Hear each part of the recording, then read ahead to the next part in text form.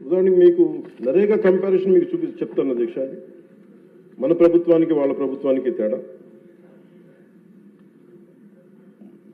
నరేగా పథకం కింద 2019-24లో వాళ్ళు ఖర్చు పెట్టింది ఈ సీసీ రోడ్లు కానీ బీటీ రోడ్లు కానీ మీకు తెలియజేస్తాను. ముందు సీసీ రోడ్లకి వాళ్ళు 610 కోట్లు ఖర్చు పెట్టి ఈ సీసీ రోడ్లకి బీటీ రోడ్లకి 5 సంవత్సరాల్లో వాళ్ళు 610 కోట్ల రూపాయలు ఖర్చు పెడితే ఎన్డీఏ ప్రభుత్వం వచ్చిన తర్వాత ఖర్చు పెట్టింది 3853 కోట్ల అధ్యక్ష.